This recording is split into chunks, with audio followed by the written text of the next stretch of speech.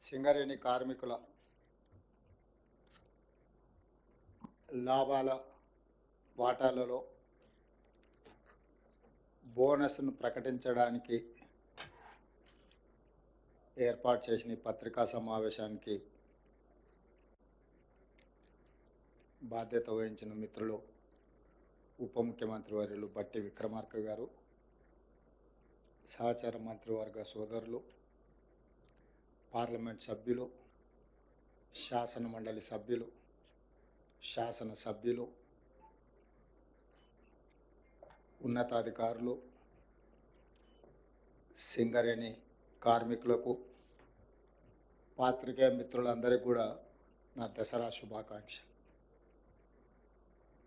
మనందరికీ తెలుసు, తెలంగాణ రాష్ట్ర సాధన ప్రక్రియలో సింగరేణి కార్మికుల యొక్క త్యాగము, వారి శ్రమ చరిత్ర ఎప్పటికీ మరవదు. ఆనాడు తెలంగాణ ఉద్యమం ఉధృతంగా సాగుతున్న సమయంలో రాష్ట్ర ఏర్పాటు ఆలస్యం అవుతుంది అని చర్చలు జరుగుతున్న సందర్భంలో బొగ్గు ఉత్పత్తి మొత్తాన్ని స్తంభింపజేసి ఆనాటి ప్రభుత్వాల మీద ఒత్తిడి తీసుకొచ్చి తెలంగాణ రాష్ట్ర సాధన ప్రక్రియలో సింగరేణి కార్మికులు ఒక ప్రత్యేకమైన పాత్ర పోషించారు. దాన్ని మా ప్రభుత్వం, మా పార్టీ ఎప్పుడూ వారి యొక్క భాగస్వామ్యాన్ని గుర్తిస్తూనే ఉంటుంది. అదేవిధంగా గోదావరి పరివాహక ప్రాంతంలో ఉన్న సింగరేణి బొగ్గు గనులు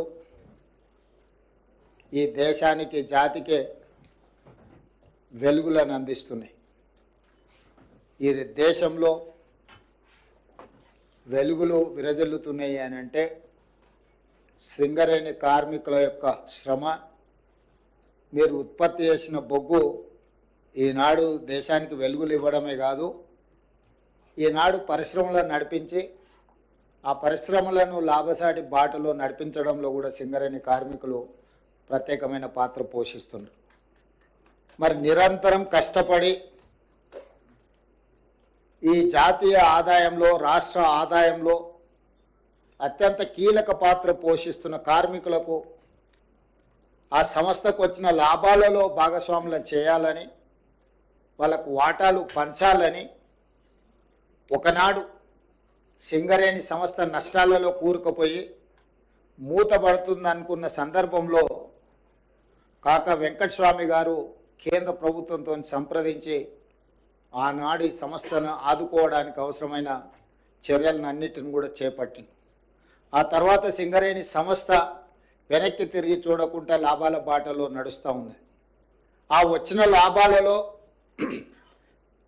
శ్రమశక్తిని నమ్ముకున్న కార్మికులకు వాటాలు పంచాలని మన ప్రభుత్వం నిర్ణయం తీసుకొని ఈరోజు మిత్రులు బట్టి విక్రమార్క గారు ఒక మంచి ఆలోచనతోటి కార్మికులను అభినందిస్తూనే, కార్మికులకు బోనస్లు పంచుతూనే, భవిష్యత్ పెట్టుబడులకు కూడా ప్రణాళిక, భవిష్యత్ తరాలకు సింగరేణి సంస్థను అందించాలంటే భవిష్యత్ ప్రణాళికలు ఉండాలి, సంస్థ విస్తరించాలి, వివిధ రూపాలలో కార్పొరేట్ కంపెనీలతో పోటీ పడే విధంగా ఈ సంస్థను బలోపేతం చేయడానికి ఎన్నో చర్యలను వారు చేపడుతున్నారు. అందులో భాగంగానే లాభాలు 6,394 కోట్లు 2024-25 సంవత్సరానికి లాభాలు వస్తే అందులో కార్మికులకు పంచడానికి దాదాపుగా వారు 4,034 కోట్ల రూపాయలు ఈరోజు వారికి కేటాయించడానికి ముందుకు వచ్చిండ్రు. అదేవిధంగా భవిష్యత్ పెట్టుబడుల కోసం కూడా 2,360 కోట్ల రూపాయలు, వీటిని కూడా వారు ఈరోజు భవిష్యత్ పెట్టుబడుల కోసం 4,034 కోట్ల రూపాయలు, కార్మికులకు బోనస్లు పండుగ సందర్భంగా ఇవ్వడానికి 2,360 కోట్ల రూపాయలు, ఇవి 41,000 పర్మనెంట్ కార్మికుల కోసం ఈ బోనస్. అదేవిధంగా సింగరేణిలో ఉన్న కాంట్రాక్ట్ కార్మికులకు కూడా పండుగ సందర్భంగా మిగతా కార్మికులకు బోనస్ వచ్చి వీళ్లకు బోనస్ లేకపోతే వాళ్ళు మనసు చిన్నపుచ్చుకుంటారని ఆలోచన చేసి మొట్టమొదటిసారి పోయిన సంవత్సరం భారతదేశంలోనే మొదటిసారి ప్రతి కార్మిక కుటుంబానికి 5,000 రూపాయల బోనస్ ఇవ్వాలని పోయిన సంవత్సరం నిర్ణయం తీసుకోవడం జరిగింది మొట్టమొదటిసారి. ఈసారి 5,500కు పెంచి 30,000 మంది కార్మికులకు దాదాపుగా 819 కోట్ల రూపాయలు ఈ కాంట్రాక్టు కార్మికులకు కూడా ఈ పండుగ సందర్భంగా బోనస్ ఇవ్వాలని మా ప్రభుత్వం నిర్ణయం తీసుకున్నది. అందుకే ఈరోజు సింగరేణి కార్మికులకు మనస్ఫూర్తిగా శుభాకాంక్షలు తెలియజేస్తూ దసరా మీరు ఉత్సాహంగా జరుపుకోవాలి. ఈ దసరా పండుగ మనలో నూతన ఉత్తేజాన్ని నింపాలి. సింగరేణి సంస్థ మరింత లాభాల బాటలో నడవాలి. సింగరేణి సంస్థ కార్పొరేట్ కంపెనీలతో కూడా పోటీ పడి ఈరోజు తలెత్తుకునే విధంగా ఈ సంస్థను నడిపించాలన్న ఆలోచనతోటి ఈరోజు ఈ లాభాలను కార్మికులకు పంచడమే కాకుండా లాభాలలో నుంచి కొంత భవిష్యత్తు పెట్టుబడులకు కూడా ఒక ప్రణాళికబద్ధంగా ముందుకు వెళ్తున్నది. దీనికి సంబంధించి మా డిప్యూటీ సీఎం గారు కార్మిక సంస్థలతో మాట్లాడి భవిష్యత్తు విస్తరణ ఏ విధంగా ఉండాలి, గతంలో ప్రభుత్వం నామినేషన్ బేసిస్ మీద మైన్లు ఇవ్వడానికి వీల్లేదు, మేము అన్ని టెండర్లు పిలుస్తామని కేంద్ర ప్రభుత్వం నిర్ణయం తీసుకొని సింగరేణి ప్రాంతంలో 2 గనులను ప్రైవేటు సంస్థలకు కట్టబెట్టడం జరిగింది. ఆనాడు సింగరేణి కార్మికులు ఆనాటి ప్రభుత్వం టెండర్లలో మేము పాల్గొనము అని చెప్పి నిర్ణయం తీసుకోవడం వల్ల మనం ఏ టెండర్లు కూడా కాంపీట్ చేయలేకపోయినాం. ఆ తర్వాత కార్మిక సంఘాలను పిలిచి ఈ విధంగా మనం టెండర్లలో పాల్గొనకుండా మనం పోటీలో లేకుండా పోతే ప్రైవేట్ సంస్థలకు లాభం చేకూర్చిన వాళ్ళం అయితే భవిష్యత్తులో మనం ఈ టెండర్లు కూడా పాల్గొనాలి, మనం కూడా పోటీలో గనులను సాధించడం ద్వారా సింగరేణి సంస్థను విస్తరించుకోవాలనే నిర్ణయం కూడా జరిగింది. ఈ మధ్యకాలంలో కార్మిక యాజమాన్యాలు నా దగ్గరకు వచ్చి ప్రైవేటు వ్యక్తులకు కట్టబెట్టిన ఈ గనులను కూడా మీరే సింగరేణి సంస్థనే బొగ్గు వెలికి తీసే కార్యక్రమాలను కూడా చేపట్టడానికి ఏం అవకాశాలు ఉన్నాయో వాటిని కూడా పరిశీలించండి అని చెప్పి వాళ్ళు రిప్రజెంట్ చేశారు.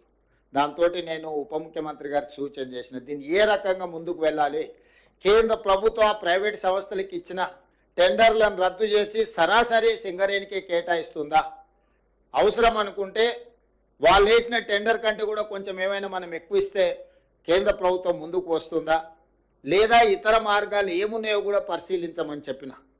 ఏదేమైనా సింగరేణి గనుల ప్రాంతంలో ప్రైవేటు సంస్థలు ఎక్కువగా వాళ్ళ ప్రాతినిధ్యం పెరుగుకుంటూ పోతే ఏదో ఒక సందర్భంలో సింగరేణి మనుగడకే సమస్యగా మారుతుంది. అందుకే ఈరోజు ఆ సమస్యని కూడా పరిష్కరించుకోవాలి. కార్మికుల సంక్షేమం కోసం, కార్మికుల యొక్క అభివృద్ధి కోసం ఆ వచ్చిన లాభాలలో కార్మికులను భాగస్వాములను చేయాలన్న ఆలోచనతోని మా ప్రభుత్వం ముందుకు వెళ్తుంది. భవిష్యత్తులో కూడా కార్మికులను ఆదుకోవడమే కాకుండా అన్ని రకాలుగా వారి సమస్యలను పరిష్కరించడానికి ప్రభుత్వం ఎల్లవేళలా సిద్ధంగా ఉంది.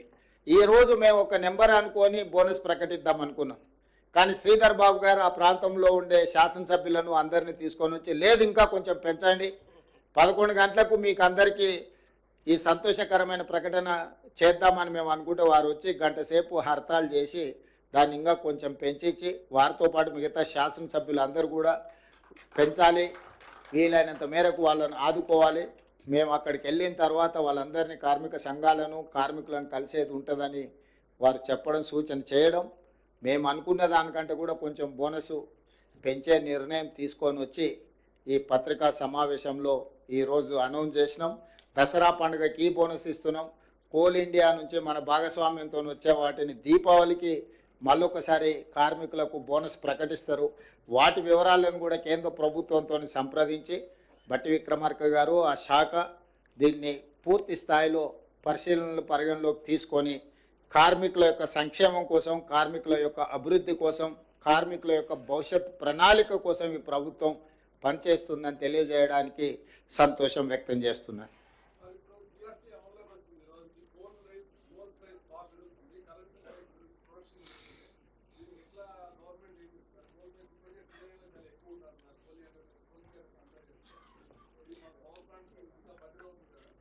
అంటే దీన్ని సహేతుకంగా ప్రభుత్వం పరిశీలిస్తుంది. దీంట్లో రకరకాల సమస్యలు ఉన్నాయి. ఇప్పుడు కోల్ ఇండియా ఒక రేట్కి ఇస్తుంది, సింగరేణి ఇంకొక రేట్కి ఇస్తుంది, ఓపెన్ మార్కెట్లో ఇంకొక రకంగా ఉంది, ఇంపోర్ట్ కోల్ రేట్లు ఇంకొక రకంగా ఉన్నాయి. వీటన్నిటిని కూడా అంచనా వేసుకొని ప్రపంచంతో పోటీ పడే విధంగానే సింగరేణిని తీర్చిదిద్దుకోవాలి. ఇప్పుడేం రిజర్వ్డ్ మినరల్స్ లేవు, ఓపెన్ మార్కెట్ ఇది. ఓపెన్ మార్కెట్లో ఓపెన్గా మనం కాంపీట్ చేయాల్సిందే. ఈ రోజు నువ్వు ధర ఎక్కువ చెప్తే పక్క షాప్కి పోయి కొనుక్కుంటారు. ఇప్పుడు మీరు రోజు దసరా పండుగ ఉంది, షాపింగ్కి పోతారు. షాపింగ్ పోయినప్పుడు ఈ షాప్లో 100 రూపాయలు ఉంటే సేమ్ వస్తువు పక్క షాప్లో 80 రూపాయలకి ఇస్తే మీరు ఏది ప్రాధాన్యత ఇస్తారు? అట్లానే ఈరోజు మా సింగరేణి సంస్థ కూడా ప్రపంచంతో పోటీ పడుతుంది. మేము శ్రమని ఇంకా ఎక్కువగా కష్టపడతాం తప్పితే మేము ఆయాచిత లబ్ధి కోసం మేము ఆలోచన చేయం. మీరు చెప్పే జిఎస్టీ కావచ్చు, లేకపోతే కోల్ ఇండియాతో కాంపిటీషన్ కావచ్చు, లేకపోతే private coal mines in India, import coal, వీటన్నిటిని కూడా ఒక అంచనా వేసుకొని దాని ఒక ప్రణాళిక ప్రకారంగా ముందుకు వెళ్తాము. దానికోసం కూడా ఇంతకుముందు మేము మాట్లాడుకున్నప్పుడు మంత్రులందరితో మాట్లాడతా అని ఉప ముఖ్యమంత్రి గారు చెప్పారు. ఆ ప్రాంత శాసనసభ్యులు, సింగరేణి కార్మిక సంఘాలతో కూడా చర్చించాలి. ప్రభుత్వం హడావిడిగా 4 గోడల మధ్యలో తీసుకునే నిర్ణయం కాదు ఇది. ఇది బావుల దగ్గర పోయి కూర్చొని కార్మికులతో మాట్లాడాలి. ఇది వాళ్ళ భవిష్యత్తు. 1 మనుగడ సాధించాలి, 2 లాభాల బాటలో నడవాలి, 3 ప్రపంచంతో పోటీ పడాలి. ఈ మూడింటిని కూడా ఒక ప్రణాళికబద్ధంగా కార్యాచరణ తీసుకోకపోతే ఏదో ఒక దగ్గర ఇబ్బంది వస్తుంది. కాబట్టి దీనికి సంబంధించి కార్మికులు, కార్మిక సంఘాలు, ఆ ప్రాంత ప్రజాప్రతినిధులు, మంత్రులు, ప్రభుత్వం కూర్చొని చర్చించుకొని ఒక పకడ్బందీ ప్రణాళికతో ముందుకు వస్తుంది. తప్పకుండా ఇప్పుడు మీరు వేసిన ప్రశ్నకు సంబంధించిన చర్యలన్నిటిని కూడా ప్రభుత్వం పరిగణలోకి తీసుకొని నిర్ణయం తీసుకుంటుంది.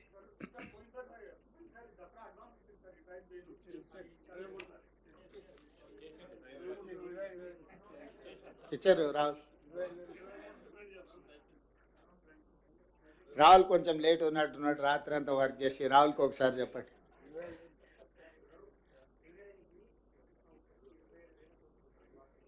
అవును,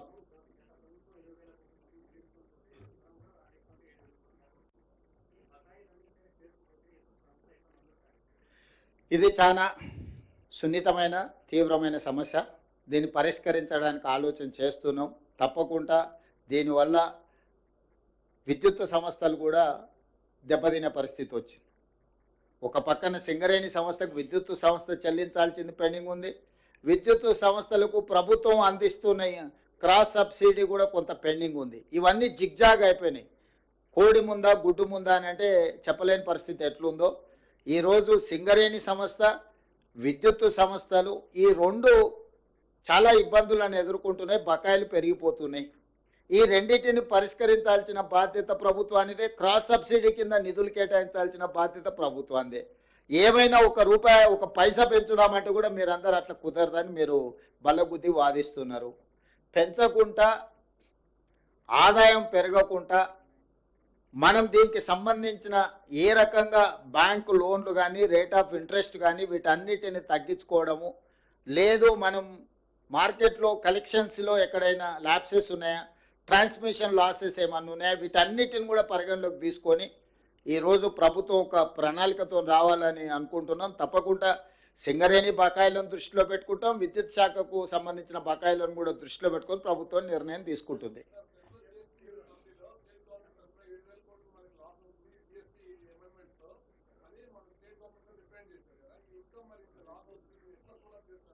అందుకే క్రాస్ సబ్సిడీ అడిగినాం గవర్నమెంట్ ఆఫ్ ఇండియాను. ఎప్పుడైతే చట్టం తెచ్చిండ్రో మొదటి 5 సంవత్సరాలు 14% ఆదాయం లేకపోతే ఆ గ్యాప్ను ఫిలప్ చేస్తాం, వయబుల్ గ్యాప్ ఫండ్ ఇస్తామని చెప్పి కేంద్ర ప్రభుత్వం ఆనాడు చెప్పింది.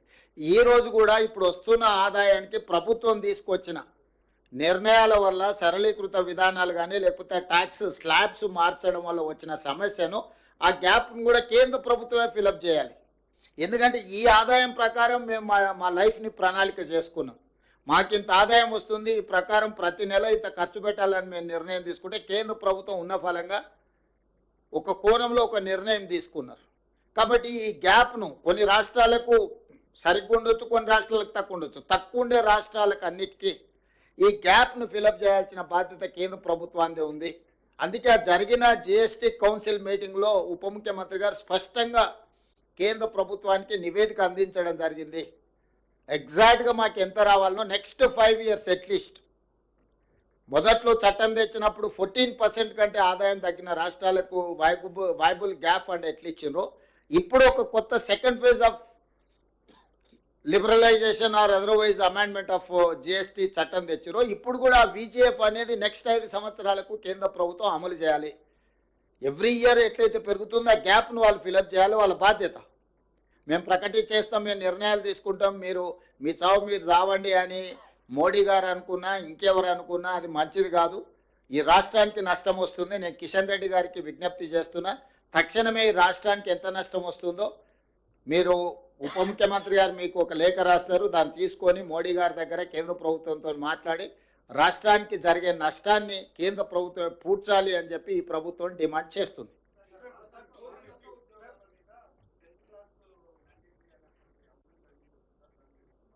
అది సంస్థ చర్చించి నిర్ణయం తీసుకుంటుంది. దాని డీటెయిల్స్ వచ్చిన తర్వాత ఒకసారి ఫర్మ్ ఒపీనియన్కి వచ్చిన తర్వాత నేను చెప్తా.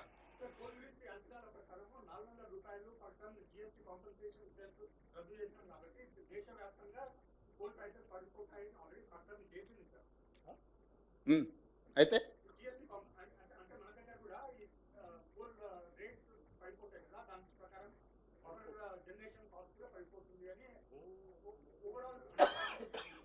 పవర్ జనరేషన్ కాస్ట్ ఏం పడదు. నువ్వు పర్చేజ్ ఇప్పుడు నువ్వు చెప్పిన ప్రకారం సింగరేణి అంత మందం తగ్గించుకోవాలని సూచన చేస్తున్నావా?